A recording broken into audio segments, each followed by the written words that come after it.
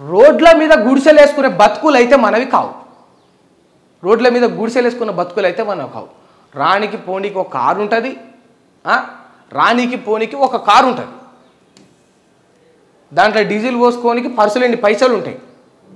ఎవరికైనా ఎమర్జెన్సీ అంటే అడగడానికి ఓ 10 కాంటాక్ట్లు ఉంటాయి, డబ్బులు వేసే మిత్రులవి. మనకు 10 మంది జర్నలిస్టులు పరిచయం ఉంటారు. మరి ఇంత ఇన్ఫ్లుయెన్స్ చేయగలిగే ఇంత మంచి పొజిషన్లో ఉన్న మనలాంటి జర్నలిస్టులకే రేవంత్ రెడ్డి గారు ఇంత సాయం చేస్తున్నప్పుడు, ఇంత ఆసరైతున్నప్పుడు, ఇంత అండగా నిలబడుతున్నప్పుడు ఈ పేదలకు కూడా నిలబడాలి కదా. వాళ్ళ చెరువులకెళ్ళి వాళ్ళ గుడిసెలను కులగొట్టుర్రి, తప్పే లేదు. ఒక్క సెకండ్ కూడా ఆలోచించకుండా కులగొట్టుర్రి. కానీ వాళ్ళకి ఆల్టర్నేటివ్గా ఇంకొక స్థలం చూపెట్టాలి కదా. పేదలే వాళ్ళు, బుక్కడి బువ్వ తిననేళ్ళు. నీ పాలన అంటే అద్భుతం అంటే ఏంటి చెప్పుర్రి. పేదోని వద్దులే, పేదోన్ని తొక్కి మంచిగా వెల్సైటిల్గా ఉండేవాడిని కాపాడమా? పేదోన్ని అణిచివేసి, పేదోని ఇల్లు గుంజుకొని, పేదోన్ని గెంటేసి మంచిగా వెల్సైటిల్గా ఒక 6 ఇల్లు ఉన్నోడికి ఇంకొక ఇళ్ళ పట్టాలు ఇవ్వడమా? ఏంటిది పాలన అంటే? ఏంటిది? ఎక్కడైతే మనం డే 1 నుంచి చెప్పుకుంటా ఉన్నాం, ఎక్కడైతే అవసరం ఉన్నదో అక్కడ నీ పని చూపెట్టాలి. ఎక్కడైతే నీడ్ ఉన్నదో అక్కడ నువ్వు ఇవ్వాలి. అవసరం లేని చోట నువ్వు ఇవ్వడం వల్ల, నీడ్ లేని చోట నువ్వు ఇవ్వడం వల్ల ఎంతమంది ఇబ్బందులు పడతారంటే ఇట్లాంటి వాళ్ళు వాళ్ళ జీవితాన్ని కోల్పోతారు. ఇప్పుడు వాళ్ళకు ఏడికి పోవాలో తెలియదు, ఏం చేయాలో తెలియదు, ఈవెన్ ఎవరిని అడగాలో కూడా తెలియదు. ఇప్పుడు ఏదైతే హైడ్రా పేరు మీద గులగొడుతున్నారో పాపం ఆ హైడ్రా పేరు వాళ్ళకు పలక వస్తుందో కూడా రాదో తెలియదు. అటువంటి పరిస్థితుల్లో, అటువంటి బ్యాక్గ్రౌండ్లో వాళ్ళు ఉన్న వాళ్ళంతా కూడా పోనీ హైడ్రా అని చెప్తే అది ఏందో కూడా తెలియదు. హైడ్రా అంటే ఒక కూల్చే మిషన్ కూడా అనుకుంటుండొచ్చు వాళ్ళు. అటువంటి పరిస్థితి వాళ్ళది. అటువంటి వాళ్ళపైన మనం కనికరం లేకుండా ఇట్లా చేస్తున్నప్పుడు ఆల్టర్నేటివ్ వాళ్ళకు కూడా 38 ఎకరాలు నువ్వు జర్నలిస్టులకు కేటాయించడం సంతోషం. ఓ 3 ఎకరాల జాగా వాళ్ళకైనా చూపించి గుడిసెలు గాడ వేసుకోవాలంటే సంతోషమే కదా. ఆల్టర్నేటివ్గానైనా ఒక ఏడాదన్నా, ఒక 6 నెలలన్నా, పోనీ అప్పటి మందం ఒక 15-20 రోజులన్నా ఏడికి పోతారు చెప్పు? ఈ వానకాలంలో, ఈ వరదలలో, ఈ వర్షపు నీళ్లకు ఏడికి పోతారు చెప్పు? ఇప్పుడు గుడిసె వేసుకొని పరదలు కట్టుకోవాలంటే కూడా ఓ 10 రూపాయలు వాళ్ళు కూలికి పోతే కానీ పరదలు కట్టుకోలేదు. అలా బతుకులు అది, అలా కష్టం అది. దయచేసి ప్రభుత్వం ఇవన్నీ కూడా దృష్టిలో పెట్టుకోవాలి. ఓ 10 మంది సామాన్యులను మంచిగా కాపాడుకోలేకపోతే ఎందుకు మనం ఇంకేం పీక నీకు? ఇంకా ఏం పీకుతాం చెప్పు? ఈ వ్యవస్థలో ఏం పీకుతాం మనం? ఇప్పుడు 10-20 మంది ఉండుంటారు, మేబీ ఎక్కువనే ఉంటారు. 10-20 మంది కాదు, ఇల్లు గుడిసెలు బాగానే కనిపిస్తూ ఉన్నాయి. ఏమైనా హిస్టరీ డీటెయిల్స్ ఒకసారి చూద్దాం. ఒకసారి ఇచ్చిరా ఫిగర్ ఎక్కడ కూడా ఇవ్వలేదు, కానీ బాగానే ఉండుంటారు. ఇది చూడబోతుంటే ఇక్కడ ఓ 30-40 గుడిసెల దాకా కనిపిస్తూ ఉన్నాయి. ఎంత కాదన్నా ఓ 100-200 మంది ఈజీగా ఉంటారు. 100-200 మంది, 100 మంది అనుకున్నా కూడా తక్కువలో తక్కువ. ఓ 100 మందిని నువ్వు నడి రోడ్డు మీదకి లాగి పడేసేసినావు. ఒక 100 మందిని నువ్వు నడి రోడ్డు మీదకి లాగి పడేసినావు. అలా బతుకులను నువ్వు మధ్యంతరం చేసేసినావు. ఇక నువ్వు ఏం బేకనికి? ఇక నువ్వు జర్నలిస్టులకు భూములు ఇస్తేంది, నువ్వు రాజీవ్ గాంధీ విగ్రహం పెడితేంది, నువ్వు హైడ్రా పెడితేంది, నువ్వు ఇంకోటి పెడితేంది, నువ్వు ముఖ్యమంత్రి అయితేంది, నువ్వు ఖైరతాబాద్ పోయి గణేశుడి దగ్గర పూజలు చేసినా కూడా నీకు ఈ పాపం మీ ఉసురైతే తగులుతుంది ఆబ్వియస్లీ. ఎందుకంటే ఒక 100 కోట్లు ఉన్నోడికి ఇల్లు కూలగొట్టడం వల్ల ఏం కాదు, ఇన్కన్వెన్షన్ కూడా కొట్టడం వల్ల నాగార్జునకి ఏమైనా నష్టం జరిగిందా అంటే ఇగో ఈ వెంట్రుకు కూడా కాదు, ఇదన్నా జర మందం ఉంటుంది. ఈ వేళ్ళ మీద కొనాకి ఏమైనా వెంట్రుకలు ఉంటాయి కదా, దాని మందం కూడా నష్టం జరగలేదు నాగార్జునకు. పాయింట్ మిల్లీ కూడా జరగలేదు. అటువంటి వాళ్ళకు కుచ్ ఫరక్నే పడతా. కానీ ఇప్పుడు ఎవరికి ఇబ్బంది ఎవరికంటే వీళ్ళకి ఇప్పుడు బతుకు దిక్కు దీవా ఏందో లేదు. మధ్యతరగతిలో ఇప్పుడు ఎవడన్నా మన ఇల్లే వచ్చి కూలగొట్టినా కూడా మనం తట్టుకోలేము. మనకే ఏందో లేదు, మరి పేదోళ్ళకి ఏందో వస్తుంది? మధ్యతరగతికి పేదోడికి ఇంకా హ్యూజ్ డిఫరెన్స్ ఉంటుంది. దయచేసి ప్రభుత్వం ఇవన్నీ కూడా దృష్టిలో పెట్టుకోవాలి. ఎందుకంటే ఏం లాభం చెప్పు? గీ గోస, గీ గోడు, గీ ఆవేదన, గీ బాధ. జయబేరికేమో నోటీసులు, పేదలకి బుల్డోజర్లు, ఎఫ్టీఎల్ నిర్మాణాల కూల్చివేతల్లో హైడ్రామా. 14 విల్లాలకు నోటీసులు ఇచ్చిరట, పేదలపై బుల్డోజర్లు పంపిరట. నిర్మాణాల కూల్చివేతల్లో హైడ్రా ద్వంద్వ వైఖరి. నోటీసులు లేకుండా కొందరికి ఇచ్చి మరికొందరికి ఈ కూల్చివేతలు వివక్షత. ప్రజల నుంచి విమర్శల బిల్లువా. రైట్. హైడ్రా అంటే హైడ్రామా అని అన్నారు కదా, ఎందుకు అంటే 14 విల్లాలకు నోటీసులు ఇచ్చిరట. 14 విల్లాలకు నోటీసులు ఇచ్చి పేదల ఇళ్ళ మీదకి బుల్డోజర్లు పంపిరట. వాస్తవానికి రేవంత్ ప్రభుత్వంలో ఎట్లా అవుతుందంటే చెప్పేది మొత్తం ఒకటి, చేసేది మొత్తం ఇంకొకటి. ఇది ఇట్లా సేమ్. నీకు దమ్మే ఉంటే సవాల్ ఇస్తున్నాం బాజాబ్తే. నిజంగా నువ్వు మొగనివే అయితే అట్లా కూడా ఇస్తున్నాం. ఎందుకంటే గల కన్నీళ్ళు, గల బాధ, గల గుండె కోత, గల ఉసురు వృధాగా పోతుందా? ఆ ఫాతిమా కాలేజ్ జోలికి పోవాలి, దాన్ని కులగొట్టగలగాలి. అట్లీస్ట్ నువ్వు వార్నింగ్ ఇచ్చినావా, ఎట్టి పరిస్థితుల్లో నేను ఫాతిమా కాలేజీని తీసేస్తా అని.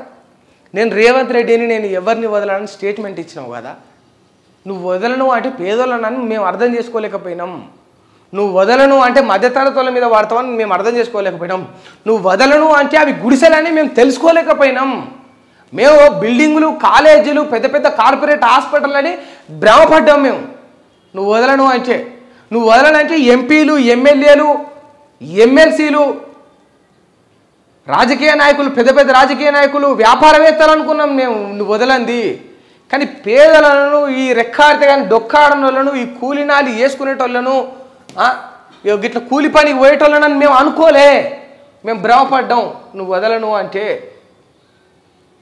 కర్మ తెలుసుకోలేకపోయినాం. బుద్ధి తక్కువ ఆ ప్రజలది, మాది. ఏం చేస్తాం? రైతు మరణం పైన రాజకీయమే. సురేందర్ రెడ్డికి మాఫీ కాకపోయినా అయినట్టు ప్రచారం. ఆయన తల్లి సుశీలకు 1.5 లక్షల మాఫీ అయిందంటూ జిల్లా కలెక్టర్కు కాంగ్రెస్ ఎంపీ చామల కిరణ్ కుమార్ రెడ్డి లేఖ. సుశీలకు రుణమాఫీ కాలేదని పేర్కొన్న బ్యాంకు అధికారులు నిజమేనని ధృవీకరించిన జిల్లా వ్యవసాయ అధికారి. గిది ఇక మనకేమంటే అదే కదా, చెప్పేది ఒకటి చేసేది ఒకటే. గిది మొత్తం చెప్పేది మొత్తం ఇట్లా ఉండాలి. రేవంత్ అన్న వచ్చి అంతా చేసేసిండు. సురేందర్ రెడ్డి అయినాక మాఫీ అయినాక ఊరేసుకొని మందు పోసుకొని చచ్చిపోయే గతి ఏం పడుతుంది చెప్పన్న? అంత దౌర్భాగ్యుల, అంత పిచ్చోళ్ళు, అంత మెంటల్గా అనుకున్నారా? మీ లెక్క బ్రెయిన్ పనిచేయదు కదా మీకు. అప్పుడప్పుడు మీకు ఓడిపోతానో, లేకపోతే సరిగ్గా దందా జరగకపోతేనో, ప్రజల సొమ్ము తినకపోతేనో మీకు బ్రెయిన్ పనిచేయదు కదా. అట్లా ఇట్లా అనుకుంటారా వీళ్ళకేమన్నా? వాళ్ళకి అన్నీ కాన్షియస్గా ఉంటే, అన్నీ పనిచేస్తే అప్పుల బాధ తట్టుకోలేక, అవమానాలు భరించలేక, కుటుంబాన్ని ఎట్లా పోషించాలో నేను ఉండి కూడా వృధా అని భావించి ఏ దిక్కు ధీమా తోయక పాపం చచ్చిపోతారు రైతులు. మీ లెక్క మెంటల్ నా కొడుకులు అనుకుంటారు, మీ లెక్క పిచ్చి పుష్పాలు ఇట్లా అనుకుంటారా? ఎమ్మెల్యేలు, ఎంపీల లెక్క మంచోళ్ళే రైతులు. పాపం పంట పండించాలని ఆశపడతారు. బుక్కడి బువ్వ వాళ్ళు తిని 5కో 10కో అగ్గకు ఇంకో 10 మందికి ఆ బువ్వను అమ్ముకోవాలి, వాళ్ళకి కడుపు నింపాలని భావిస్తారు రైతులు. 10 మంది కడుపు నింపే దారిని ఎంచుకుంటారు వాళ్ళు. మీ లెక్క కడుపు కొట్టే దారిని ఎంచుకోరు కదనే. ఆఖరికి చచ్చిపోయిన వ్యక్తి మీద కూడా ఎందుకు గీ లత్కోరు రోత రాజకీయాలు? ఇప్పుడు మనం ఏం కొత్తగా ఏముందో అని ఆలోచిద్దాం. 2 నెలలు అయింది ఆగుతమ్మి, 2 నెలలే అయింది కాంగ్రెస్ వచ్చాను. 3 నెలలు అయింది ఆగు, 3 నెలలే అవుతున్నాను. 4 అయింది, 5 అయింది, 6 అయింది, 7 అయింది, 8 అయింది, 9 నెలలు అయి పిల్లలు పుట్టి సంసారం చేస్తూ ఉన్నారు. పిల్లలకు తొట్టెలు వేసి పేర్లు పెడతా ఉన్నారు 21 చేసి. పిల్ల పుట్టదు అన్నారు కదా, పిల్ల పుట్టడానికే 9 నెలలు అన్నది, 9 నెలలు అవుతా ఉన్నది. ఇది చెప్పురు మరి మీకేం పేరు పెట్టాలి మరి మీ సంసారానికి, మీరు పుట్టించిన ఈ యొక్క అభివృద్ధికి? హైలైట్ ఏంటంటే 9 నెలలు సంసారం. ఈ 9 నెలలకు వీళ్ళ ప్రభుత్వం వచ్చిన నాటికి ఎవరైతే సంసారం మొదలుపెట్టిరో వాళ్ళు పిల్లలకు ప్రాణం పోస్తూ ఉన్నారు. వీళ్ళు రైతులకు, కూలీలకు, మధ్యతరగతులకు, పేదలకు ప్రాణం తీస్తూ ఉన్నారు. అది డిఫరెన్స్ ఏం లేదు, 2 ప్రాణమే. కాకపోతే వీళ్ళది తీయడం, వాళ్ళది పోయడం. వాళ్ళేమో కుల్లలు కుడుతుంటే వీళ్ళు పాలడు కడుతున్నారు. ఇదో ప్రభుత్వం. ఇంకా 10 ఏళ్ళు అభివృద్ధి పరుగులు. కేసీఆర్ హయాంలో తెలంగాణ ప్రగతిని ఒప్పుకున్న రేవంత్ సర్కారు. బీఆర్ఎస్ హయాంలో జిఎస్డిపి సగటున ఏటా 12.5% వృద్ధి. భారత ఐటీ రంగానికి కేంద్రంగా మారిన తెలంగాణ రాష్ట్రం. గణనీయంగా పెరిగిన సాగు విస్తీర్ణం, పంటల ఉత్పత్తి. గ్లోబల్ సమ్మిట్లో తెలంగాణ గ్రోత్ స్టోరీ నివేదిక వెల్లడి.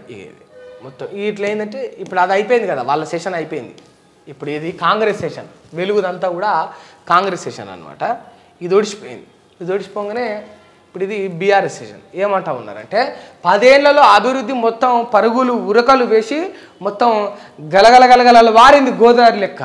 ఎందుకట ఇక కేసీఆర్ హయాంలో ప్రగతిని అట్లా రేవంత్ ఒప్పుకున్నాడట. ఇగో ఏ సమ్మిట్లో ఇంత వృద్ధి రేటు పెరిగిందని చెప్పేసి.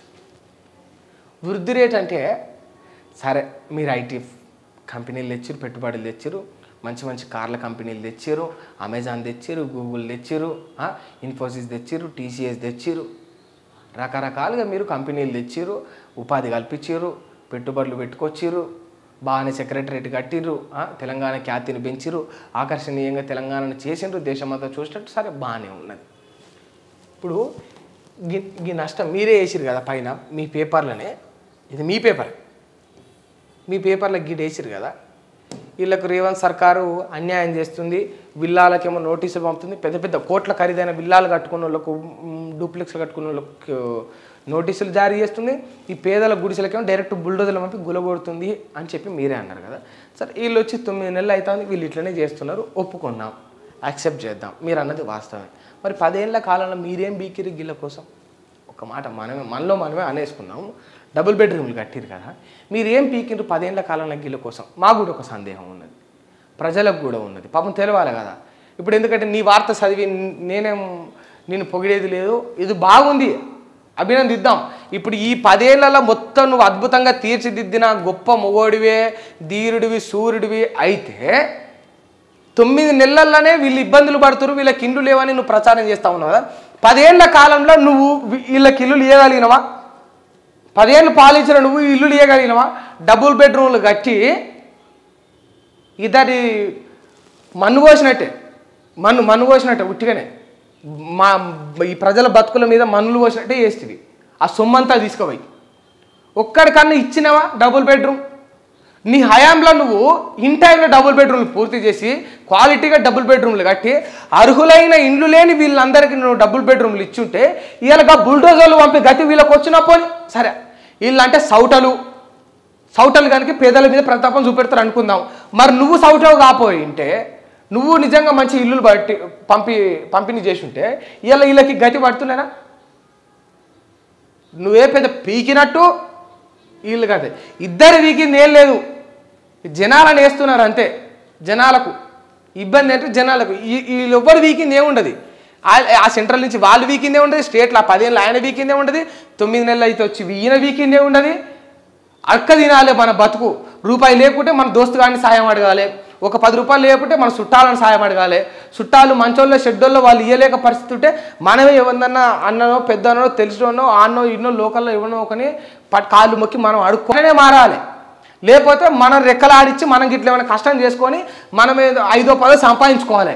వీళ్ళు పీకింది ఏముంది కొత్తగా? వీళ్ళు ఎవరికి పీకుతారంటే వెల్ సెటిల్డ్ ఉన్న వాళ్ళకి పీకుతారు, రాజకీయ నాయకులకు పీకుతారు, వ్యాపారవేత్తలకు పీకుతారు. పేదల బతుకులు మార్చినోడు కేసీఆర్ కాదు, వీళ్ళు కాదు. నీళ్ళు వచ్చినాయి, ఏదో ప్రైవేట్ ఉద్యోగాలు మొత్తం మారిపోయింది, బతుకులన్నీ మారిపోయినా. ఏం మారిపోయినాయి? గ్రౌండ్ లెవెల్లో రియాలిటీ చూసుకుంటే గిళ్ళకి ఇల్లు కావాలి, మాకు గిసోంటి వాళ్ళకి ఇల్లు కావాలి.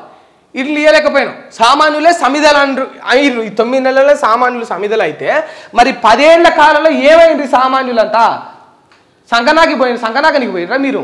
అప్పుడు కనిపించలే మీకు ఇల్లంతా. మీరు డబుల్ బెడ్రూమ్లు పంపిణీ చేసి ఉంటే ఇవాళ వీళ్ళకి గతి ఎక్కడిది? దొంగలు ఊళ్ళు పంచుకున్నట్టు 10 ఏళ్లలో మీరు, ఇప్పుడు 9 నెలల్లో వీళ్ళు రాష్ట్రాన్ని దోసుక తిన్నారు.